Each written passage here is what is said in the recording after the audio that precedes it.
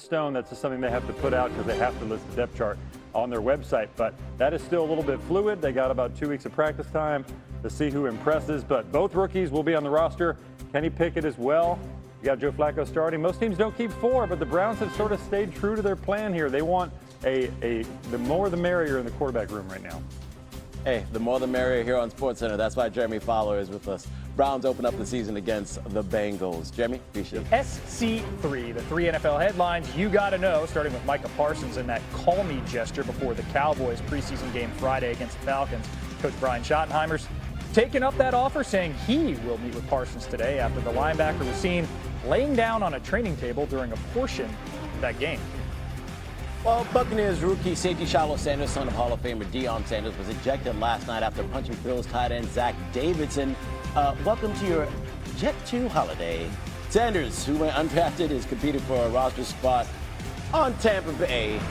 Not losing playing time is back. Keeping it in this Sanders family, Shedeur got his final preseason tune-up against the Rams and kind of got tuned up.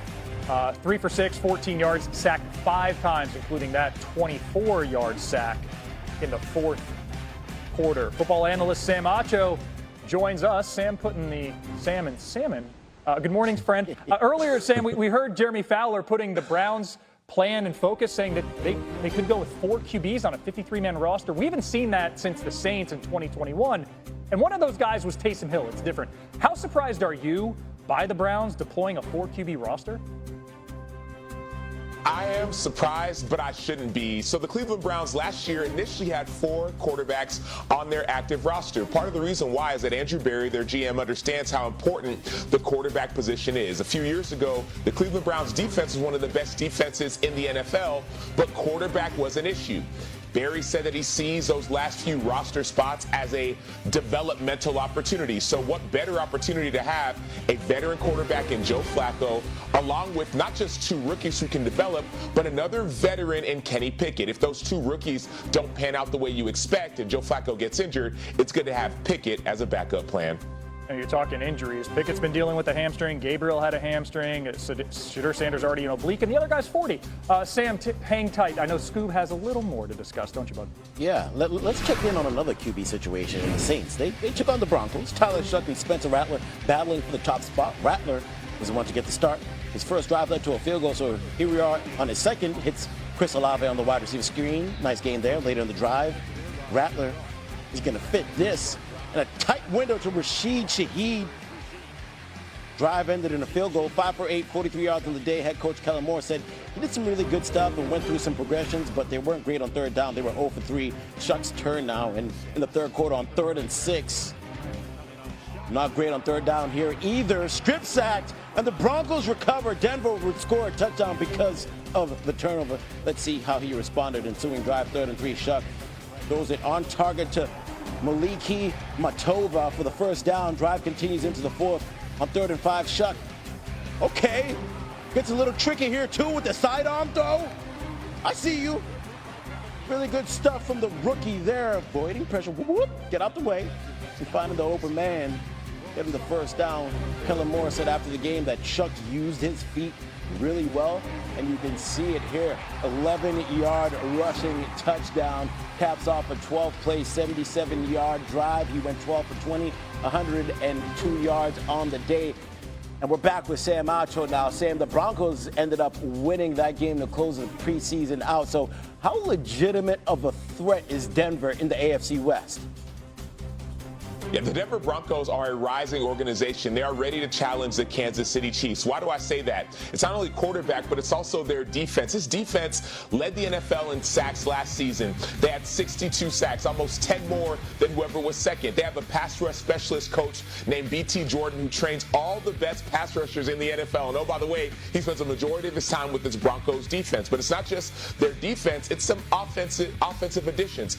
They added Evan Ingram as tight end. Evan Ingram used to be with the Jacksonville Jaguars. Not the biggest individual, but he fits perfectly in this offense led by Sean Payton that loves to attack people with tight ends and running backs. There's a lot of talk about a sophomore slump with Bo Nix. Don't expect a sophomore slump this season. Sean Payton and Evan Ingram won't allow it. Yeah, that'll be fun to watch, but they got the Chiefs, and the Chiefs have won the AFC West each of the last 9 seasons. Now, on the other side, we just saw that highlight. Kellen Moore said he has a tough decision to make on who will be the Saints starting QB. So who should be the starter in 2 words, Sam? Give it to me.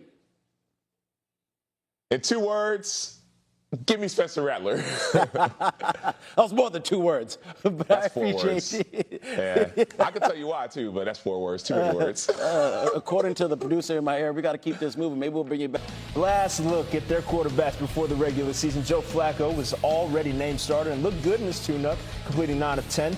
Dylan Gabriel impresses well, throwing for 129 yards and a tub. But Shedeur Sanders struggled, completing just 3 passes and taking 5 sacks. So a lot going on. Let's see if Daniel Oyefusi can help us sort it all out. The Browns put a bow on the preseason on Saturday, and now all attention turns to Tuesday's roster cut-down deadline. During the game, GM Andrew Berry said that keeping all 4 quarterbacks, Joe Flacco, Kenny Pickett, Dylan Gabriel, and Shedeur Sanders, is, quote, not much of a decision for us. The Browns have already named Flacco the starter for Week 1, but when asked about naming a backup, Coach Kevin Stefanski said he's just not there yet. Pickett would give the team an experienced number 2, but owner Jimmy Haslam has already said it's important to evaluate Gabriel and Sanders ahead of the 2026 draft, when the Browns have 2 first-round picks. For now, the Browns will move forward with their present in Flacco, while their potential future waits in the background. From Cleveland, I feel like you belong here on this team. Obviously, I think overall as a player, I feel like I put in the work. I feel like everything I do, I try to do it to my best. So I feel like everybody feels like, they should be on the team. And if you ask anybody on the team, would they feel like they belong, in their own eyes. So I feel like I do, but I'm my own player. I think about myself in a high regard, of course. So it's not my decision. We welcome in Herm Edwards to break it all down. Okay, so Herm, got a crowded quarterback room over there in Cleveland. You got Joe Flacco as the Week 1 starter. Now with the preseason wrapped, how should their quarterback depth chart shake out? Well, Joe Flacco is the starter. We know that right away. I mean, his experience, they're going to try to get off to a fast start with Joe Flacco. And if you watch him in the preseason, it looks like Joe Flacco. Look, he's played a lot of football. He gets the ball out of his hand very quickly. You can see it right now. He's very accurate. But the thing I worry about with Joe Flacco is this. He can't move anymore. He's 40 years old. That could be a problem. Now, Gabriel, I like him. He's very accurate. The last 2 preseason games he's played in, he's been accurate. He scans the field. He gets rid of the ball very quickly. Shedeur, all of a sudden, has become a quarterback that's trying to make the big play and is hanging on to the ball too long. He took some bad sacks in this game, and all of a sudden, 2 weeks in a row now, he looks like a